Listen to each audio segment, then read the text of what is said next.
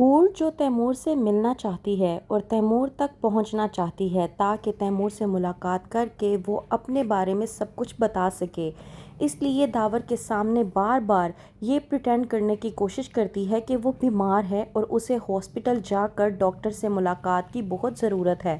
لیکن داور جو کہ اسے حور کی نادانی سمجھ کر حور سے کہتا ہے کہ تمہیں تو ناٹک بھی کرنا نہیں آتا، پہلے جا کر ناٹک کرنا سیکھو، پھر میرے پاس آ کر مجھے یہ بتانا کہ تمہاری طبیعت ٹھیک نہیں ہے،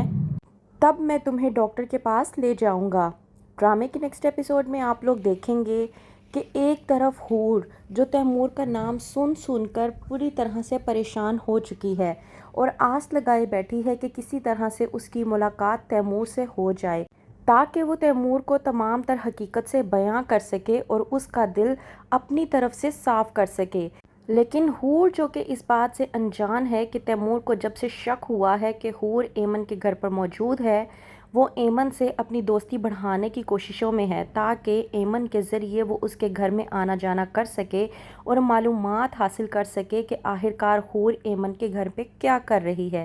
دوسری طرف ایمن جس نے تیمور کو یہ تو بتا دیا کہ اس کے بھائی داور نے دوسری شادی کی ہے اور وہ لڑکی دولت کی لالچ میں آ کر اپنے گھر والوں کو چھوڑ کر داور بھائی کے لیے ہمارے گھر پر آ چکی ہے، لیکن اس نے تمام تر حقیقت تیمور کے سامنے نہیں کھولی۔ گھر واپس آنے پر جب اس کی بات پری سے ہوتی ہے اور پری کو بتاتی ہے ایمن کہ کس طرح سے اس نے تیمور کو بتایا کہ داور بھائی نے دوسری شادی کر لی ہے، تو وہیں پر پری بھڑکتی ہے۔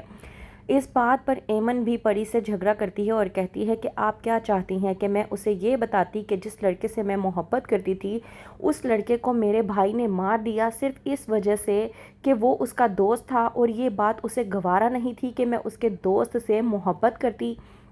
پری جو کہ ایمن سے کہتی ہے کہ یہ ماضی کی باتیں ہیں، تم ماضی کی باتوں کو چھوڑ کیوں نہیں دیتی؟ اس بات پر ایمن مزید بھڑکتی ہے اور کہتی ہے پری سے کہ میں نے ماضی کی باتوں کو کب سے چھوڑ دیا تھا، میں نے ہنسنا بولنا چھوڑ دیا تھا، گھر سے نکلنا چھوڑ دیا تھا، کسی سے بھی بات کرنا چھوڑ دیا تھا، آپ ہی مجھے مجبور کر رہی ہیں کہ میں ماضی کی باتوں کو دوبارہ دہراؤں۔ لیکن میں آپ کو ایک بات بتا دوں، اگر اب میں اپنی زندگی کو تیمور کے ساتھ شروع کرنا چاہتی ہوں تو اس سے بھی آپ کو کیا تکلیف ہو رہی ہے؟ مجھے تیمور کا ساتھ اچھا لگتا ہے۔ اب آپ شاریز بھائی والی حرکتیں نہ کریں کہ جس طرح سے وہ مجھے حسن سے ملنے سے ٹوکتا تھا، بالکل اسی طرح سے آپ مجھے تیمور سے ملنے کے لیے روک رہی ہیں۔ آپ میری زندگی کے فیصلے اس طرح سے نہیں کر سکتی، آپ مجھے مجبور نہ کریں تو ہی آپ کے لیے بہتر ہوگا۔ وہیں پر دوسری طرف پری جو کہ گھر کے ملازمین سے کہتی ہے کہ وہ حور پر نظر رکھیں، ہر قسم کی، وہ کیا کرتی ہے کیا نہیں کرتی، کیا کھاتی ہے کیا پیتی ہے، کتنی سانس لیتی ہے، اسے ہر قسم کی معلومات ہونی چاہیے۔ وہیں پر جب آتا ہے داور کھانا کھانے کے لیے اور حور سے پوچھتا ہے کہ اس کے پاؤں کی تکلیف کیسی ہے اور حور بتاتی ہے کہ میں پہلے سے بہتر ہوں، تو اس بات پر پری بھڑکتی ہے اور کہتی ہے داور سے کہ آپ کو اس کی اتنی ہی تکلیف ہو رہی ہے تو آپ اسے کام نہ کروائیں۔